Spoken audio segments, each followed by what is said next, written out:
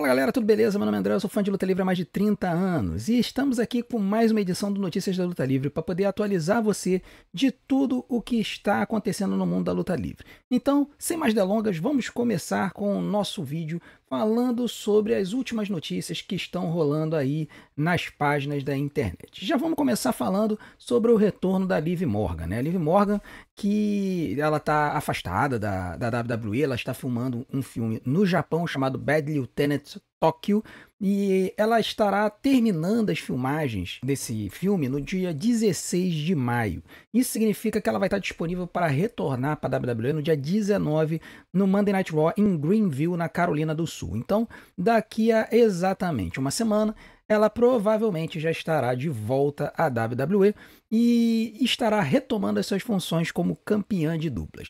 É interessante porque a WWE decidiu não tirar o título de duplas dela e da Raquel Rodrigues, o que mostra a importância quase nula que a WWE dá para esse título e a gente não sabe nem por quanto tempo mais eles vão continuar com ele. Mas enfim, a Liv Morgan estará voltando e aí vamos ver se eles dão uma aquecida nessa divisão nos próximos dias, nas próximas semanas.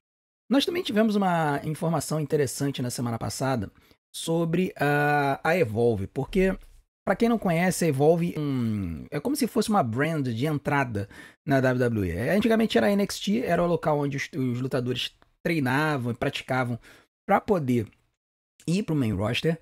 Só que, cara, a NXT cresceu muito, né? A NXT cresceu muito, então a WWE resolveu criar a Evolve, que era uma marca de uma companhia independente que eles tinham comprado e tudo mais. E aí, cara, eles começaram com a Evolve, começaram a trabalhar os lutadores, tal. Muitos lutadores independentes, outros muito novinhos na companhia, começaram a participar desse programa chamado Evolve. E aí, a semana passada, foi informado no programa que haverão 2 novos campeonatos nesse programa, né? Então você agora vai ter o campeão da Evolve e a campeã da Evolve. E aí, isso basicamente firma a Evolve como uma quarta brand na companhia. E essa Evolve, ela vai ser basicamente para trazer lutadores muito jovens vindo do programa ID, que é o programa do cenário independente da WWE, uma parceria que a WWE faz com várias companhias independentes, e trazer atletas do programa NL, que é o programa onde eles bancam atletas do meio universitário dos Estados Unidos, de diversos esportes, para depois tentar trazê-los para a WWE. E também atletas mal aproveitados da NXT. Então, por exemplo, nós já vimos na Evolve a Wendy Chu, já vimos a Nikita Lyons, já vimos outros lutadores. Então, a Evolve ela vai acabar servindo como essa brand realmente de entrada na WWE. E agora ela terá campeões. Vamos ver como é que vai ser. Vocês podem acompanhar esse programa todas as quartas-feiras à noite no canal oficial da WWE no YouTube. Na semana passada também tivemos uma cena interessante porque nós temos um novo campeão na WWE, que é El Grande Americano. Sim, El Grande Americano se tornou campeão da Speed. Speed é um programa que passa no X, né, da WWE. É um programa onde as lutas elas só podem durar até 3 minutos. Tem um cronômetro, inclusive. E esse show é sempre gravado antes do Monday Night Raw, né? E aí, o El Grande Americano ganhou do Dragon Lee, mantendo essa história dele de estar ganhando de outros lutadores, e ganhou o título da Speed. É interessante porque esse título da Speed ele nunca é mostrado em outros programas, né? Então, os campeões da Speed nunca apresentam esse título nos demais programas, no Raw e no SmackDown. Esse título fica concentrado na Speed. Então, o El Grande Americano derrotou o Dragon Lee.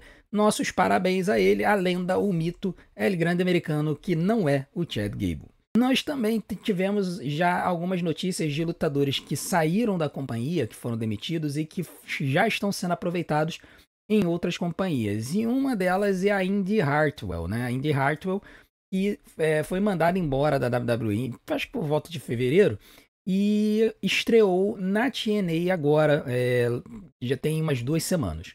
E aí, muita gente se perguntou como é que a Indi ela conseguiu manter o nome dela que ela usava na WWE. E aí, numa entrevista para o Chris Van Vliet, ela disse que ela originalmente tinha esse nome no cenário independente antes de ir para a WWE. E aí, quando ela foi para a WWE, ela pediu para usar o nome. E aí a WWE foi, permitiu, numa boa e tudo mais. Quando a NXT se tornou NXT 2.0, a WWE começou a cismar com a questão de nomes, e aí queria que os lutadores utilizassem nomes que fossem propriedade intelectual da WWE. E aí a Indy, ela vendeu o nome dela. Ela perguntou, posso vender os direitos do meu nome, né, do meu nome de lutadora, para vocês, para que eu possa manter este nome? E a WWE aceitou. Então, na época, a Indy vendeu os direitos dela, do nome dela, para a WWE e continuou usando o nome do cenário independente. E aí, quando ela foi mandada embora agora, ela chegou e perguntou, mas vem cá, será que eu posso comprar de volta? Ela perguntou se ela podia comprar de volta os direitos, se ela conseguiu se acertar com a WWE. E aí ela conseguiu o nome dela de volta. Então isso já é um cenário que pode ajudar outros lutadores que desejam manter o nome do cenário independente. Ela basicamente já deu o caminho aí das pedras. Vamos ver se a WWE vai ter a mesma boa vontade com outros lutadores que teve com ela. Nós também tivemos uma informação sobre o Goldberg. E essa informação ela levou muita gente a crer que o Goldberg iria aparecer no Backlash. Por quê? Porque na semana passada a Fightful Select disse que o nome do Goldberg estaria sendo ventilado para uma história, já que ele estaria se preparando para ter a última luta dele ainda esse ano. E como o Gunther e o Goldberg tinham se estranhado no Bad Blood de 2024, muita gente achava que o Gunther seria esse oponente e achavam que o Goldberg iria interferir na luta do Gunther contra o Pat McAfee. Tava muita gente com essa visão. Só que no final das contas não aconteceu isso. Então a gente tem que ver se realmente a WWE vai dar essa pecha para o Goldberg, eu acredito que vai, e como é que eles vão reintroduzir o Goldberg na companhia. A gente sabe agora que o Gunther ele vai lutar pelo Campeonato Mundial no dia 9 de junho no Monday Night Raw. Pode ser que o Goldberg interfira nessa luta? Pode.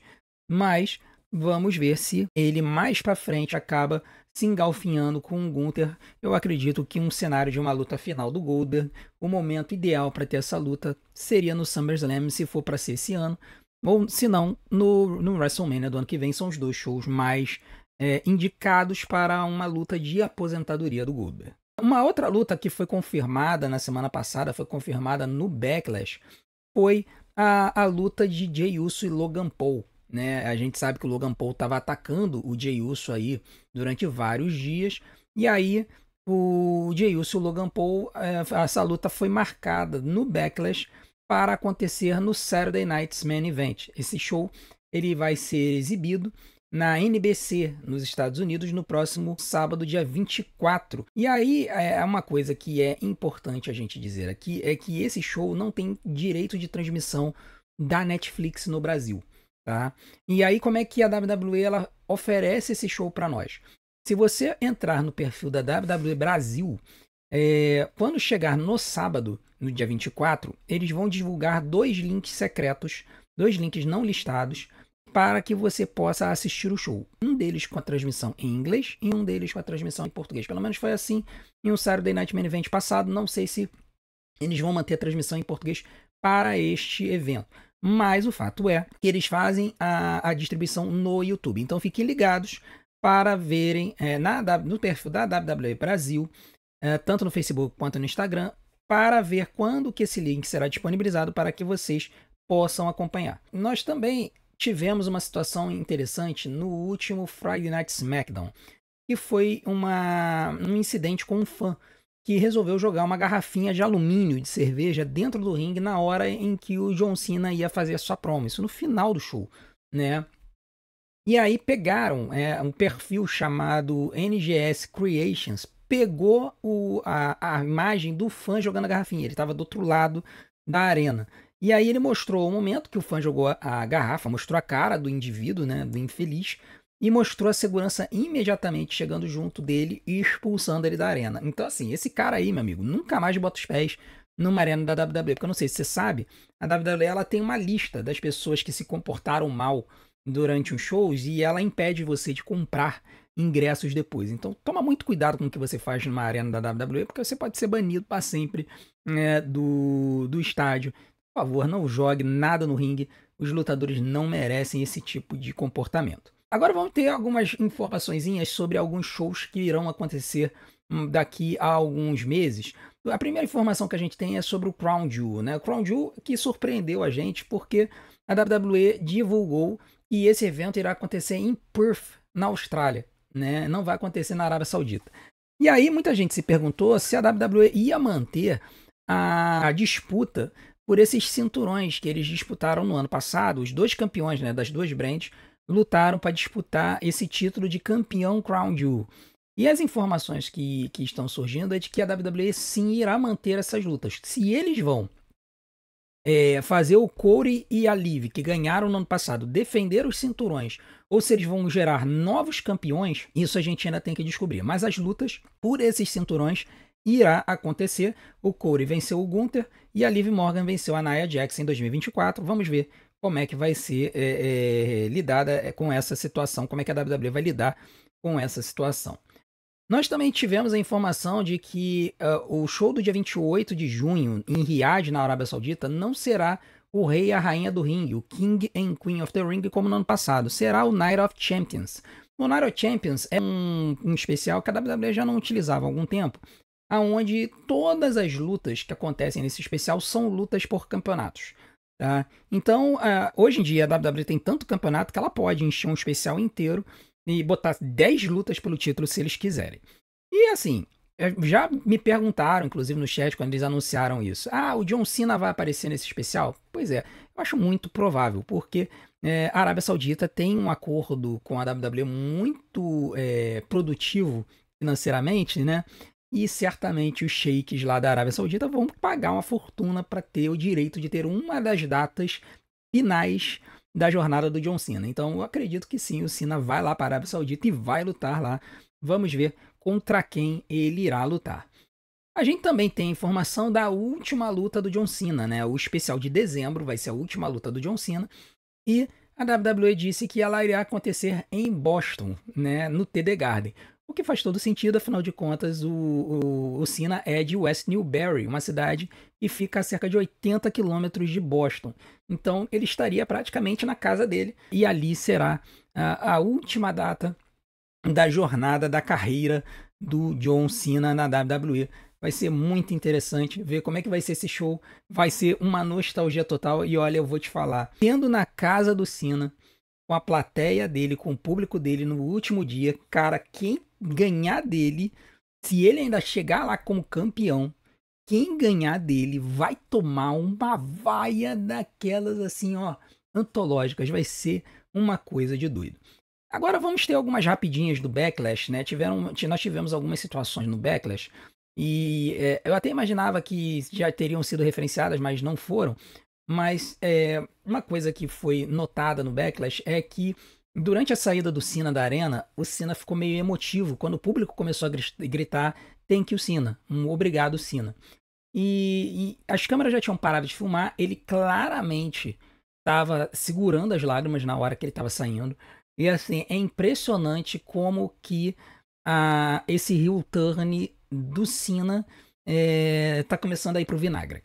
Porque, assim, ele na frente das câmeras, ele consegue se controlar, mas, cara, tá difícil pro homem. Tá difícil pro homem porque, cara, ele tá se aposentando, o público tentando empurrar ele. O público vaia o cara quando ele faz as promos, mas depois, quando as câmeras fecham, o público agradece ele. E aí, assim, é aquele agradecimento e reconhecimento pelo que ele fez pra companhia todos esses anos. E o Cena tá tendo muito trabalho para se controlar. Por exemplo, na WrestleMania, quando ele ganhou o título, muita gente percebeu que ele estava com dificuldade de se controlar. Ele abaixando a cabeça, com um boné cobrindo os olhos, e aí isso formava uma sombra nos olhos. Muita gente tem falado que ele tem feito isso para poder esconder a emoção nos olhos dele. Então, assim, tá difícil para ele manter a kayfabe e eu tenho minhas dúvidas se ele se mantém vilão até o final do ano. Eu acho que vai ser bem difícil para ele, e assim, é cruel se você for parar para pensar, né? O cara que foi o mocinho da companhia durante tanto tempo, na jornada final dele, ele permanecer como vilão e ele não podendo agradecer o público, ele não podendo dar tchau pro público, é realmente pesado, apesar de que foi o que foi proposto para ele. Mas eu acho que, assim, vendo tudo isso, considerando toda a situação, eu acho que no final das contas ele vai acabar virando mocinho antes do final do ano para ele também lutar contra alguns vilões, né, de repente da companhia, na saída dele, né? Vamos ver como é que vai ser isso. Nós também tivemos uma situação do Triple H durante a entrevista pós-Backlash, em que ele informou que o Drew McIntyre bateu a cabeça no concreto quando ele tomou aquele South of Heaven do Damian Priest. E aí, muita gente perguntou se ele estava bem, né? O Triple H disse que o Drew estava meio baleado, mas que ele não sofreu nenhum tipo de concussão, nenhum problema mais sério. Então, foi pela dádiva de Deus que, assim, ele batendo a cabeça no concreto do salto que ele deu, que ele não sofreu nenhum dano mais sério. E nessa entrevista coletiva também rolou uma situação interessante, que o Cena, ele, justamente falando e a gente falando sobre a dificuldade dele de lidar com as emoções, ele pareceu declarar que ele precisava repensar a forma como ele tratava as pessoas e tudo mais. E já dando uns sinais de que talvez ele estivesse pensando em voltar a ser face. Mas aí o R-Truth aparece, começa a dar os parabéns pro Cena pela vitória, né? A gente lembra que no Backlash o R-Truth basicamente salvou a vitória do Cena quando impediu que o Randy Orton desse um punch na cabeça do Cena. E aí, após irritar o Cena várias vezes, o Cena simplesmente pegou o R-Truth, botou nos ombros e deu um AA nele na mesa onde estava acontecendo a entrevista, e a mesa quebrou. Então, assim, se a gente ainda tinha dúvida de que essa história vai permanecer por um tempo, está confirmado que praticamente a gente vai ter uma feud entre esses dois. E vamos ver se o R-Truth vai continuar doido apoiando o Cena ou se agora ele vai se voltar contra o Cena. Como é que ele vai agir nessa situação vai ser muito interessante ver.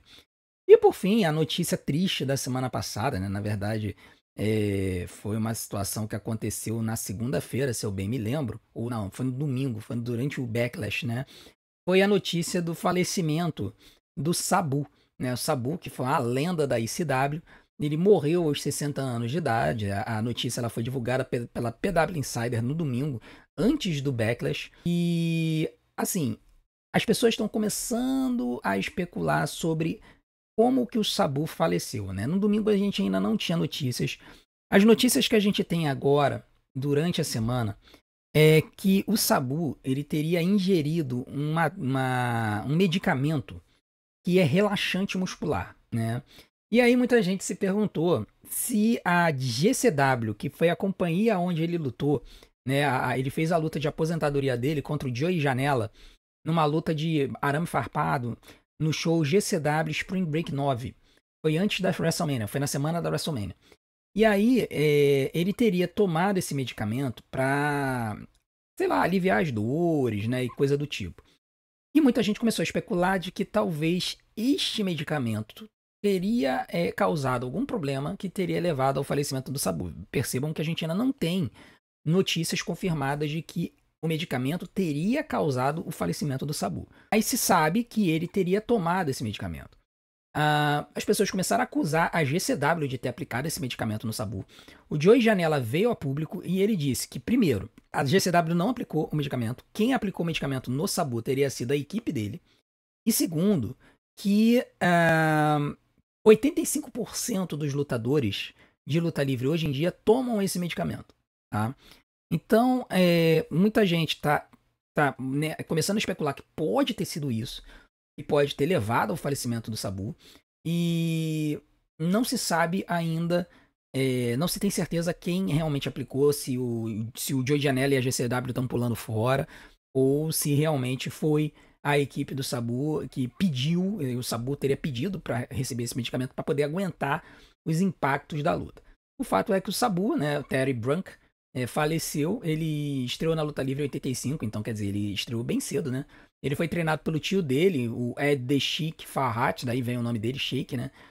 Na verdade, daí vem a persona dele, parece o Sheik árabe, né? Porque o tio dele, que era o Sheik original, foi quem treinou ele, inclusive o Sheik original é do Hall da Fama. Em 93, o Sabu, ele entra na AEW do Paul Heyman, e ali é que ele ganha uma fama, né, mundial. Ele havia lutado no Japão até 93, quando ele vai para a ECW em 93 é quando ele ganha fama nos Estados Unidos. E lá ele foi campeão mundial, campeão da FTW, né, campeão de TV e campeão mundial de duplas, né? E depois do fim da ECW em 2001, ele lutou no cenário independente, foi para a WWE em 2006, durante aquela malfadada versão SCW da WWE, né? E ali ele lutou por um ano. E o Sabu ele chegou a ter o momento WrestleMania dele. Ele lutou no WrestleMania 23, numa luta com os originais da ECW, Tommy Dreamer, Rob Van Dam e The Sandman, contra a New Breed da ECW, talvez um dos grupos mais obscuros da história da WWE, que era formado pelo Elijah Burke, Kevin Thorne, Marcus Corvon e Matt Striker. Então, assim, 4 basicamente jobbers da WWE que foram mandados para a ECW para poder ganhar cartaz. Na época, a ECW acabou servindo como uma terceira brand da WWE, quase como um protótipo da NXT. Né? Isso, a ECW ela surgiu antes da FCW, a FCW estava junto com a ECW, enfim. E aí ele acabou tendo o momento do WrestleMania dele ganhando essa no WrestleMania 23. Então, nossas condolências à família do Sabu, né, e a todos os fãs que gostam dele. E as investigações estão correndo para se saber quem realmente foi o responsável pelo falecimento do Sabu. Né? A gente ainda está buscando informações. Com isso, a gente encerra o nosso Notícias da Luta Livre dessa semana. A gente desde já agradece a audiência de vocês. Se vocês desejam saber mais alguma coisa, mais alguma informação, coloquem aqui nos comentários que, se puder, a gente busca informação para vocês. E não deixem de continuar a ajudar o nosso canal, fazendo todas aquelas coisas que a gente tem pedido. Nesse momento, o mais importante é que vocês assistam os nossos vídeos, porque o tempo de exibição é um dos fatores que fazem com que o YouTube decida se vai empurrar ou não vai empurrar os nossos vídeos. Então a gente pede que vocês assistam os nossos vídeos. Se vocês puderem maratonar os antigos, a gente também agradece. Eu vou deixar alguns vídeos aqui na tela para que vocês possam assistir. A gente se vê do outro lado. Um grande abraço. Até a próxima.